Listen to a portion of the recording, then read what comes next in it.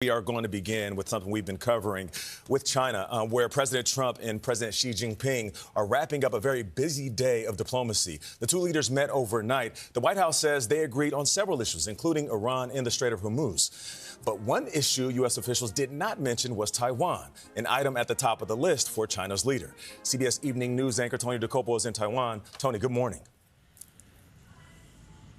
Hey, good morning, Nate. So according to Chinese state media, they had a readout. President Xi warned President Trump that not only is Taiwan the most important issue between the U.S. and China, but that if it's mishandled, the two nations could collide or even come into conflict. That's how we put it. Now, what, if anything, did President Trump say in response?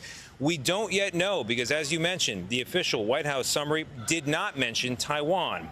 Here's what we do know, though. Trump's visit began with a grand welcome in Beijing, a 21-gun salute from Chinese soldiers, and the Chinese military band played the Star-Spangled Banner. The leaders then took part in a closed-door meeting in the Great Hall of the People, and the message afterwards was all about a shared willingness to work together.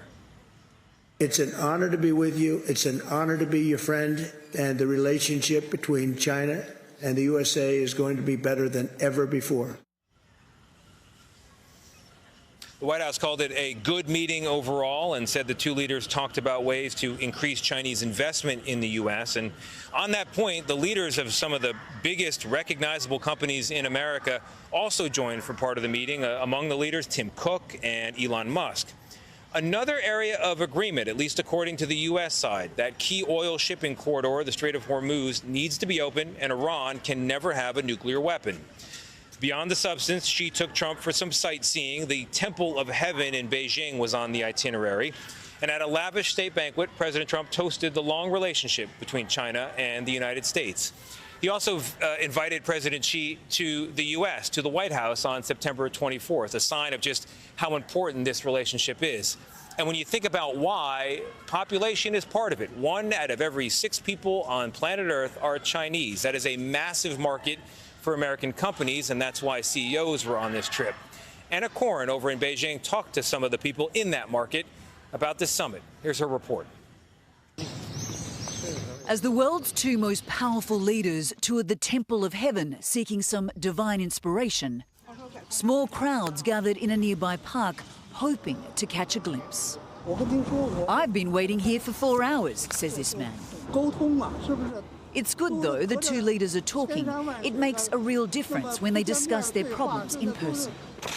The last time Trump was in China was a year before the first trade war kicked off. What does this visit mean for China-US relations? State broadcast anchor Lu Xian had a front-row seat to the fallout.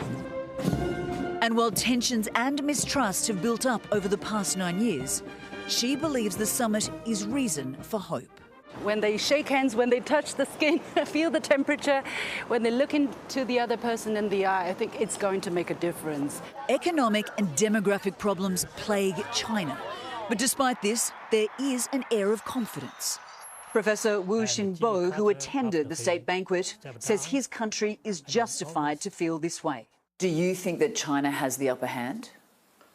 Well, at the moment, certainly China is in a stronger position. President Xi has more cards than Trump has at the moment, to borrow Donald Trump's words.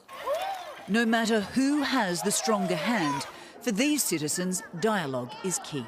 I'll be paying attention because the whole country's economy is tied to this in some ways, says this woman. So I'll be following it. Now, Tony, this evening's state banquet, which has just wrapped up, was an extraordinary display of power in one room. Not just President Trump and Xi and members of their administration, but we are talking about titans of industry from both countries coming together, as I say, all in the Great Hall of the People in an effort to reset this relationship, which we know has faced tension and mistrust for years. Tomorrow, the two leaders will meet for their final meeting over tea. Then President Trump heads back to the United States. Tony. Yeah, much of the global economy depends on this meeting. Anna, thank you very much. Appreciate it.